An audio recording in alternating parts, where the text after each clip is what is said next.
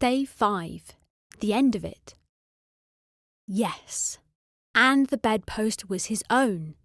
The bed was his own. The room was his own. Best and happiest of all, the time before him was his own, to make amends in. I will live in the past, the present, and the future, Scrooge repeated as he scrambled out of bed. The spirits of all three shall strive within me.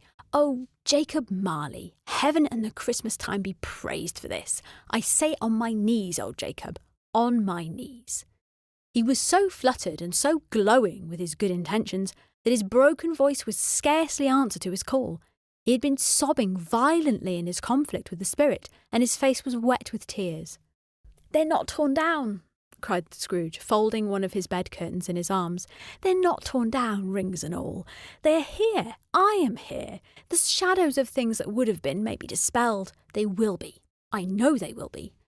His hands were busy with his garments all this time, turning them inside out, putting them on upside down, tearing them, mislaying them, making them parties to every kind of extravagance. "I don't know what to do," cried Scrooge, laughing and crying in the same breath. "I'm as light as a feather. I'm as happy as an angel. I'm as merry as a schoolboy. I'm giddy as a drunken man. A Merry Christmas to everybody. A Happy New Year to all the world." He had frisked into the sitting room and was now standing there perfectly winded. "There's the saucepan that the gruel was in," cried Scrooge, starting off again and going around the fireplace. "There's the door by which the ghost of Jacob Marley entered. There's the corner where the ghost of Christmas present sat. There's the window where I saw the wandering spirits. It's all right. It's all true. It all happened." Really, for a man who'd been out of practice for so many years, he had a splendid laugh, a most illustrious laugh, the father of a long, long line of brilliant laughs. "I don't know what day of the month it is," said Scrooge. "I don't know how long I've been among the spirits. I don't know anything. I'm quite a baby. Never mind, I don't care. I'd rather be a baby." He was checked in his transports by the churches ringing out the lustiest peals he had ever heard. Clash, clash, hammer, ding-dong, bell. Oh, glorious, glorious. Running to the window, he opened it and put out his head. No fog, no mist. Clear, bright, jovial, stirring cold. Cold, piping for the blood to dance to. Golden sunlight, heavenly sky, sweet fresh air, merry bells. "What's today?" cried Scrooge, calling downwards to a boy in Sunday clothes who perhaps had loitered in to look about him. "Eh?" returned the boy, with all his might of wonder. "What's today, my fine fellow?" said Scrooge. "Today?"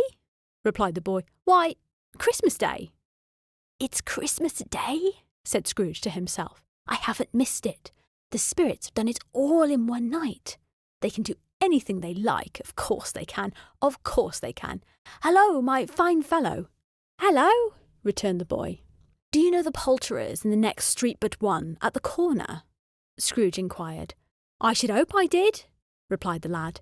"An intelligent boy," said Scrooge. "A remarkable boy. Do you know whether they've sold the prize turkey that was hanging up there? Not the little prize turkey, the big one." "What, the one as big as me?" returned the boy. "What a delightful boy," said Scrooge. "It's a pleasure to talk to him. Yes, my buck." "It's hanging there now," replied the boy. "Is it?" said Scrooge. "Go and buy it." "Walk air!" exclaimed the boy. "No, no," said Scrooge. "I am in earnest. Go and buy it, and tell them to bring it here, that I may give them directions where to take it. Come back with the man, and I'll give you a shilling. Come back with him in less than 5 minutes, and I'll give you half a crown." The boy was off like a shot. He must have had a steady hand at the trigger who could have got a shot off half as fast. "I'll send it to Bob Cratchit's," whispered Scrooge, rubbing his hands and splitting with a laugh. "He shan't know who sent it. It's twice the size of Tiny Tim. Joe Miller never made such a joke as sending it to Bob's will be." The hand in which he wrote the address was not a steady one, but write it he did somehow, and went downstairs to open the street door ready for the coming of the poulterer's man. As he stood there, waiting his arrival, the knocker caught his eye. "I shall love it as long as I live," cried Scrooge, patting it with his hand. "I scarcely ever looked at it before. What an honest expression it has in its face. It's a wonderful knocker. Here's the turkey. Hello, how are you? Merry Christmas." It was a turkey. He could never have stood upon his legs, that bird. It would have snapped him short off in a minute like sticks of sealing wax. "Why, it's impossible to carry that to Camden Town," said Scrooge. "You must have a cab." The chuckle with which he said this, and the chuckle with which he paid for the turkey, and the chuckle with which he paid for the cab, and the chuckle with which he recompensed the boy, were only to be exceeded by the chuckle with which he sat down breathless in his chair again and chuckled till he cried. Shaving was not an easy task, for his hand continued to shake very much, and shaving requires attention, even when you don't dance while you're at it. But if he had cut the end of his nose off, he would have put a piece of sticking plaster over it and been quite satisfied. He dressed himself in all his best and at last got out into the streets. The people were by this time pouring forth, as he had seen them with the ghost of Christmas present, and walking with hands behind him, Scrooge regarded every one with a delighted smile. He looked so irresistibly pleasant, in a word, that 3 or 4 good-humoured fellows said, "Good morning, sir, a Merry Christmas to you."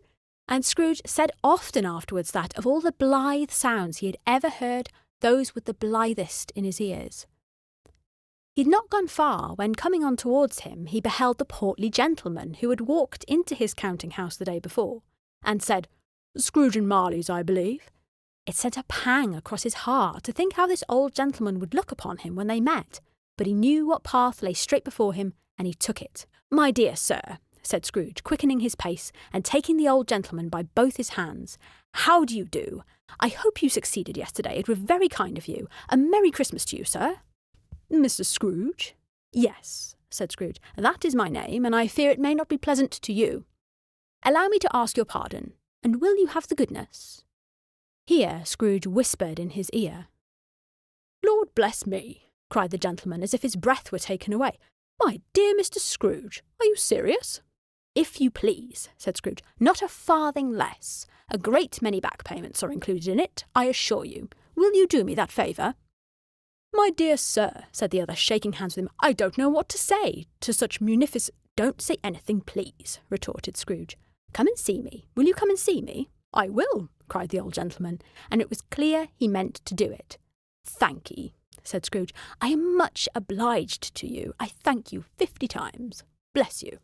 He went to church, and walked about the streets, and watched the people hurrying to and fro, and patted the children on the head, and questioned beggars, and looked down into the kitchens of houses, and up into the windows, and found that everything could yield him pleasure. He had never dreamed that any walk, that any thing, could give him so much happiness. In the afternoon he turned his steps towards his nephew's house. He passed the door a dozen times before he had the courage to go up and knock, but he made a dash and did it. "Is your master at home, my dear?" said Scrooge to the girl. "Yes, sir." "Where is he, my love?" said Scrooge. "He's in the dining-room, sir, along with mistress. I'll show you upstairs, if you please." "Thank'ee. He knows me," said Scrooge, with his hand already on the dining-room lock. "I'll go in here, my dear." He turned it gently and sidled his face in round the door. They were looking at the table, which was spread out in a great array, for these young housekeepers are always nervous on such points and like to see that everything is right. "Fred," said Scrooge. Dear heart alive, how his niece by marriage started! Scrooge had forgotten for the moment about her sitting in the corner with a footstool, or he wouldn't have done it on any account. "Why, bless my soul!" cried Fred. "Who's that?" "It's I, your Uncle Scrooge. I've come to dinner.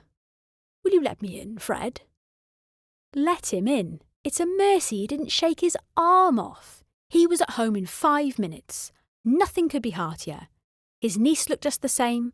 So did Topper when he came. So did the sister when she came. So did everyone when they came. Wonderful party, wonderful games, wonderful unanimity, wonderful happiness. But he was early at his office the next morning. Oh, he was early there. If he could only be there first and catch Bob Cratchit coming late, that was the thing that he'd set his heart upon. And he did it, yes he did. The clock struck 9, no Bob. 1/4 past, no Bob. He was a full 18 minutes and a half behind his time. Scrooge sat with his door wide open that he might see him come into the tank. His hat was off before he'd opened the door, his comforter too. He was on his stool in a jiffy, driving away with his pen as if he was trying to overtake 9 o'clock. "Hello," growled Scrooge in his accustomed voice as near as he could feign it. "What do you mean by coming here at this time of day?" "I am very sorry, sir," said Bob. "I'm behind my time." "You are?" repeated Scrooge. "Yes, I think you are. Step this way, sir, if you please." "It's only once a year, sir," pleaded Bob, appearing from the tank. "It shall not be repeated. I was making rather merry yesterday, sir." "Now, I'll tell you what, my friend," said Scrooge. "I am not going to stand for this sort of thing any longer.